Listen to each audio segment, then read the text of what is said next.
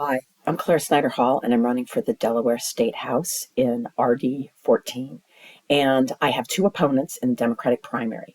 And the thing that distinguishes me from both of them is that I have strong, good working relationships in Dover with legislators and with organizational leaders. And that's from the 5 years I spent as executive director of Common Cause.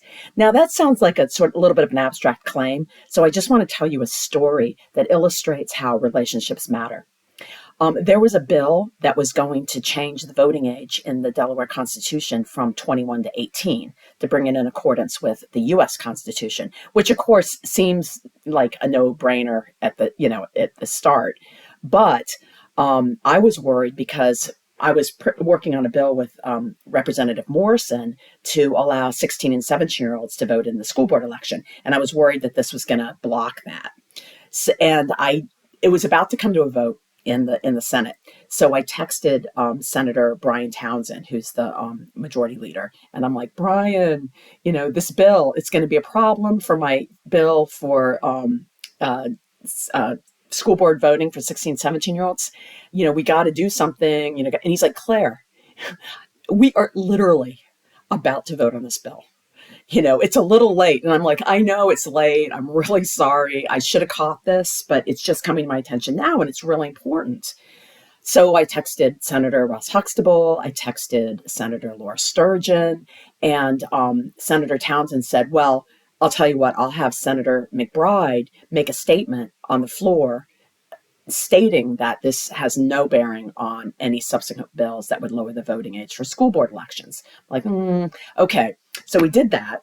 So I'm like, okay, well, I have to stop this bill in the House because I still wasn't sure. And then I realized from further exploration that the bill also included Jim Crow era language that requires voters to have a literacy test before they can vote in Delaware, which obviously is unconstitutional. However, if the Supreme Court further guts the Voting Rights Act, that law could pop back up and be valid, similar to what happened in Arizona with the abortion bill.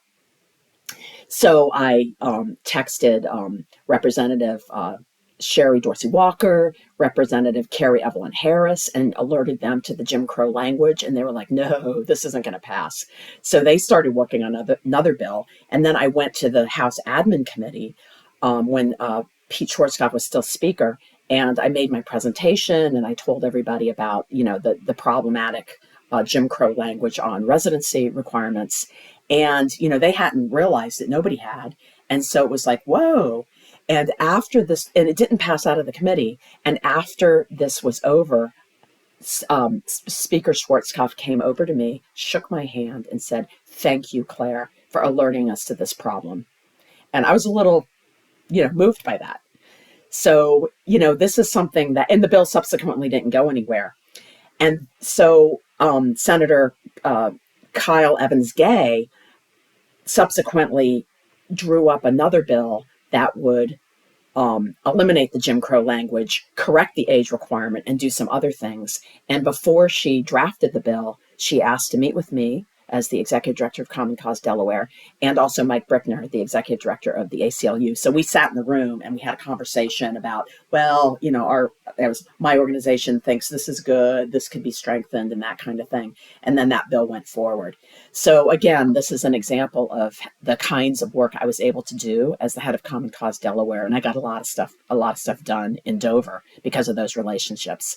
So I developed the relationships I have through my over a decade of very active political leadership and also being the head of Common Cause, right? Because I worked with Senator Townsend on the marriage equality bill, and then he worked on my campaign in 2014, even brought a van load of young people down to canvass for me.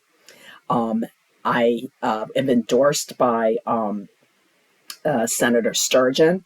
Mickey worked on her campaign. Mickey and I worked on Russ Huxtable's campaign when he was first running. We both worked on Sherry Dorsey Walker's campaign. We worked on Carrie Evelyn Harris's campaign. I was the party chair for Pete Schwarzkopf for 4 years, and we went door to door with invitations to a coffee we hosted in our house for him. And I have a strong texting relationship with the new speaker, Valerie Longhurst. So I have a range of relationships. And so, given that, I will be ready to go on day one. In fact, I feel like I'm already going because I've been working in Dover for 5 years. Unfortunately, I had to step down from Common Cause when I ran for office, but I'm hoping to get back in there and keep working on bills for the people of the 14th. So, relationships matter, and that is what I bring to the table. I hope that you will vote for me on September 10th.